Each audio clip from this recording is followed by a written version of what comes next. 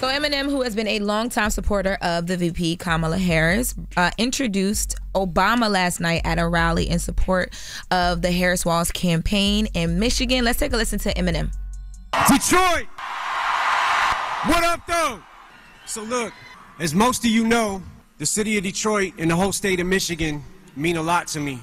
And going into this election, the spotlight is on us more than ever, and I think it's important to use your voice. So I'm encouraging everybody to get out and vote, please. I also think that people shouldn't be afraid to express their opinions. And I don't think anyone wants an America where people are worried about retribution or what people will do if you make your opinion known. I think Vice President Harris supports a future for this country where these freedoms and many others will be protected and upheld. And so then after this, Obama comes on and Obama does his part of doing his speech. So let's take a listen to how he opens his speech. You know, I have done a lot of rallies, so I don't usually get nervous. But I was feeling some kind of way following Eminem. Now I notice my palms are sweaty, knees weak, arms are heavy, vomit on my sweater already. Mom's spaghetti. I'm nervous, but on the surface I look calm and ready to drop bombs, but I keep on forgetting. Baby, Obama walked away from that stage like a pastor in a church on a Sunday, okay? So he just need to go ahead and do stand-up. That's his true calling. That's what he really want to do. He's very charming on the podium. podium. He's very charming. He done been president of the United States of America. Now he just wants to move the crowd. He wants to command crowds. Do you feel like because, I mean, of course it's Obama, so you're going to listen. And during his speech, I listened to the full speech. During the speech, he talked about just a lot, like the auto industry, everything he was doing was trying to make, you know, Tim Walz and Kamala relatable to the everyday person in Michigan. And, you know, they're going to fight for the everyday people there. But do you guys feel like, because Michigan is very important right now and it's very close there. We're spending a lot of time in Michigan. Y'all feel like this broke through? Like this is doing what it needs to do? I have no idea. I'm not from Michigan. But I will say when I was in Detroit last week, when I interviewed the vice president, you know, just talking to a lot of people in Detroit, a lot of brothers and sisters in Detroit. I love Detroit, by the way. Dropping a clue bomb for Detroit. There's a bunch of beautiful working class black people.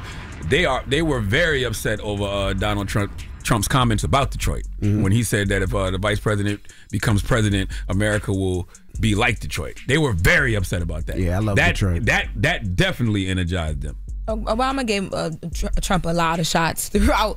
He definitely did, and he talked about building back up Detroit when they shut a lot of the car plants down, and he was making sure that he went there to make sure those car plants were open back up and that people had jobs. So, yeah, he talked about what he did when he was president for Detroit. One of President Obama's most effective messages that keeps getting lost, because of all of the comments about black men not supporting the VP because she's a woman, but also he said. I think it was in one of those speeches in Pennsylvania. He said, we're not going to prevent every bad thing from happening in this country. Whoever we elect president, that's not how things work. The question is, do we have somebody there who sees us, who cares about us, who will work on our behalf and can make things a little bit better? And he spoke about how he couldn't get everything done that he wanted to do as president, right? And he was like, we're not going to eliminate poverty. We're not going to, eliminate racism, but, we can just make things a little bit better. I just think that's an honest message. People should speak more that way. That's real. Because the first thing people say is, black people love Obama, but what did he do for us? Or y'all don't know the things he didn't do for us. And it's like, he couldn't do everything. Well, you got affordable health care. That's a huge thing. Exactly. But I think people want to focus on what didn't happen and what they felt like should have happened when it's like, he can't do everything. When you go to work every day, you got to do this. People also follow headlines. That's also some of his fault too, though. What? Because he ran on hope and change. So when you run on hope and change and make it seem like you're the person that's going to just change the whole condition of America, you set the bar really, really, really, really, really, really high. And it will let people down. He changed a lot, though. He did change a lot, but also he didn't have to set that bar really high. It was already set there because he was the first black, you know what I mean? He had that bar put for him. Yeah, but he also ran on hope and hop change. Up and do some chin-ups. You giving people pull-ups. If you're being a hope dealer and you're offering people change. Envy, what's this? Pull-ups. You know Envy don't know. You seen his arms? Oh my goodness. You know Envy don't know. Ask Logan. Ask the man in the house. That's Big Logie. Drop one of the clues bombs for Big Logie, damn it. For those of you guys, I mean, you do know because they're. Shout out to Lil Logie. Okay. Little Daddy. Shout out to Lil Logie. Right. Little Daddy. Little Daddy and Big Logie. All right, Diddy. Shout out to Lil Logie. Little Daddy. All right, relax. Shout out to Lil Logie. Ain't nothing little about Logie. I'm going to have Logan come up here and push you around. You need to push you around. You don't need to work. I don't need to work. When is Logan's next break? You don't get a break. Oh, well, I mean, anytime he wants to come, I think, I'd be here to see what that would That sounded look like. disgusting.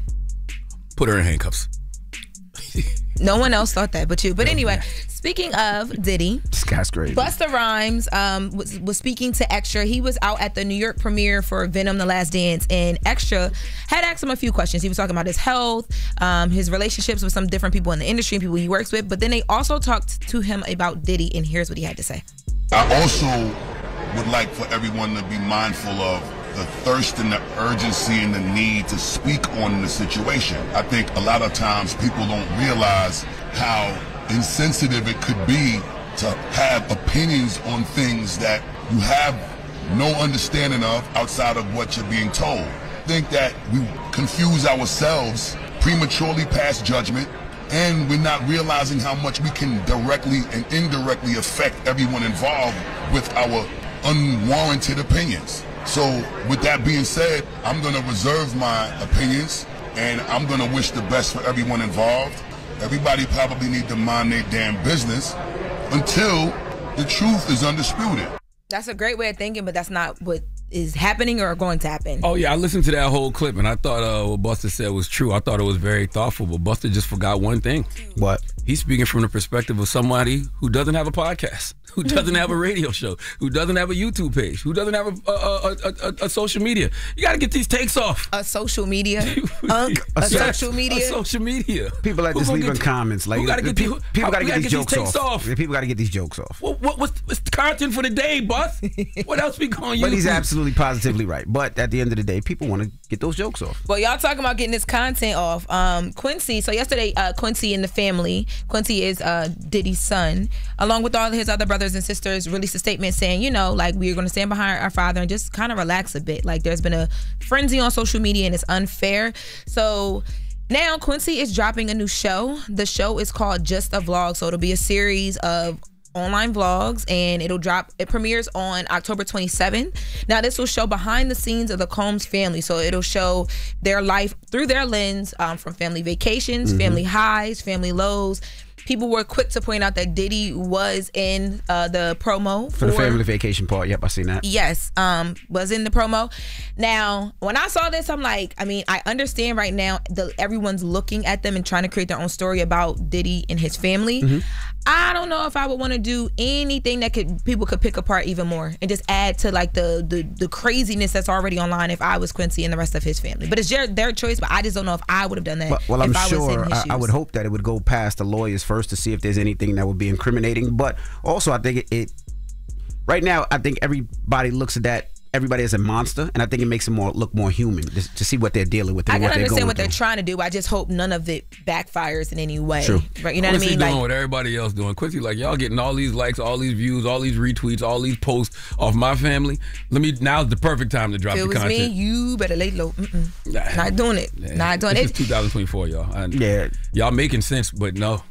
Yeah, you're right. You're right, and I'm going to tune in. I will be. Exactly. I will be. And you're gonna leave a comment and you're gonna talk about it. You know I will. We are going to talk about it. If I'm interested. You will be interested. I'm going to be interested because it's out there and I'm going to listen to people talk about it, but if it ain't interesting. Y'all be acting so cool. Y'all going to talk about it because we have to. It's our jobs, but also it'll be major because of everything that's happening. Quincy is very smart about that. But it still has to be interesting is what I'm saying. It will be. He'll put it out and there'll be eyeballs on it, but it has to be interesting. It might not be nothing interesting on it. I think it will be. We'll have to wait till the 27th to see. And we'll be back with that when that happens. All right. Wake that ass up early in the morning. The Breakfast Club.